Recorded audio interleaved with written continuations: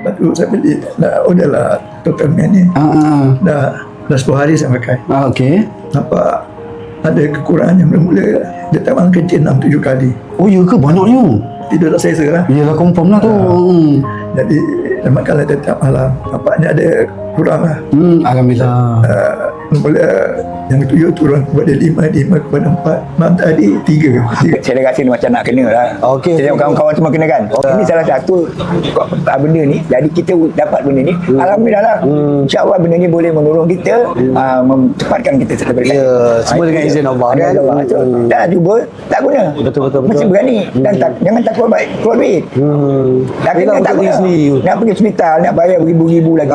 Lagi susah. Baik gunakan sekarang. Saya macam normal macam dulu balik lah. Sampai balik ya? Dari pagi sampai tengah hari baru kencing balik. Okey. Bukan macam dulu sekejap bertanda.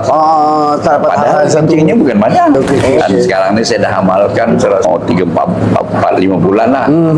Tapi saya walaupun dah kurang, tapi saya terus nak amalkan.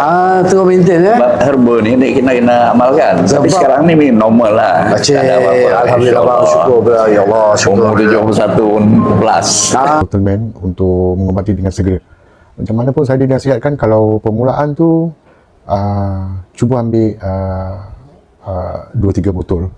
Tapi untuk botol pertama saya dah rasa dia punya efek yang bladder saya ni bertambah baik dan saya tak ada masalah. Tak ada tapi kurang. Boleh saya cakap 70% benda saya ambil itu dah hilang tu benda. Dan saya rasa selesa sekarang.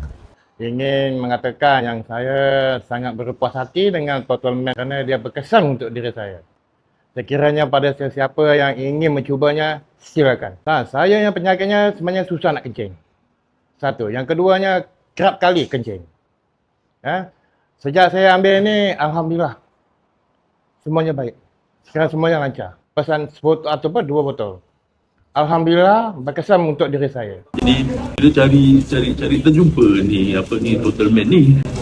Habis tengok advertisement ni cakap macam ni boleh try lah. So try satu lah. Lepas tu bila dah ambil tu dia punya tu kurang.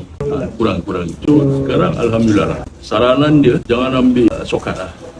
Kalau dah tahu cuba usaha. Kalau boleh ambil produk yang boleh percaya.